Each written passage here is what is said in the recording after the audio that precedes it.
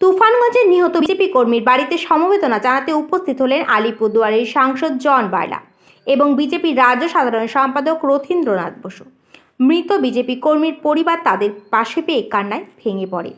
পরিবারের পাশে ও সাথে থাকার আশ্বাস দেন সাংসদ রথীনবাবু। বলেন, রাজ্য পুলিশ প্রশাসনের ভূমিকা তলানিতে গিয়ে ঠেকেছে।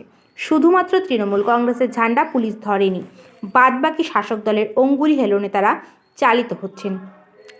একের পর এক বিজেপি কর্মী সমর্থকদের ওপরে আক্রমণ এবং খুনের মতো ঘটনা ঘটছে। তারপরেও পুলিশ চুপ করে দর্শকের ভূমিকায় রয়েছেন। 2021-এর পর সব হিসেব তুলে নেবে বিজেপি। ইতিমধ্যেই 200 জনের বেশি আইপিএস এবং আইএস অফিসারের নামের লিস্ট হয়েছে, যারা প্রশাসনিক পদে থেকেও তৃণমূলের হয়ে কাজ করছেন। তাদেরকে কোনো মতেই বিয়াত করা হবে না।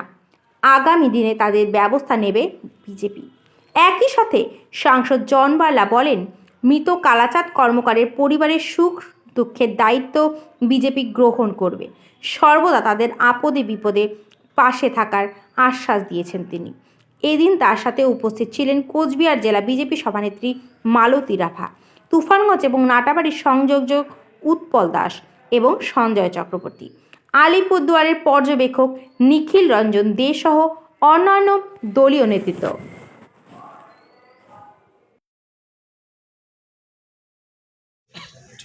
দেখুন, আজকে রাজ্য সরকার পুরোপুরি ব্যর্থ ল অ্যান্ড অর্ডার সিচুয়েশনে।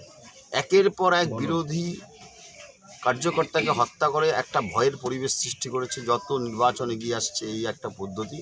আর দ্বিতীয় কথা হচ্ছে অ্যাডমিনিস্ট্রেশনকে ব্যবহার করা হয়েছে পুরোপুরি। পুলিশ প্রশাসন এবং অ্যাডমিনিস্ট্রেশন একসাথে কাজ করছে মুখ্যমন্ত্রী মমতা ব্যানার্জির অঙ্গুলি নির্দেশে। মুখ্যমন্ত্রীর যে দায়িত্ব, সে দায়িত্ব পালন করতে উনি ব্যর্থ। এবং আমরা ভারতীয় জনতা পার্টি এই ব্যাপারে যথেষ্ট সজাগ এবং সচেতন। আমাদের যে এতগুলো কার্যকর্তার বলিদান হয়েছে, আমরা কিন্তু ছাড়ব না। আজকে যতগুলো আইপিএস অফিসার আছে, যত আইএস অফিসার আছে, যত বিডিও আছে, তার তালিকা প্রস্তুত হয়েছে। 200 জনের ওপরে আইএস আইপিএস অফিসারের তালিকা প্রস্তুত হয়েছে। 300 জন বিডিওর তালিকা আমরা পেয়েছি। প্রত্যেকের আমরা অ্যাসেসমেন্ট করছি। 6 মাস হাতে আমার সময় আছে। ভারতীয় জনতা পার্টি ক্ষমতায় আসবে, তারপর সবার হিসাব হবে।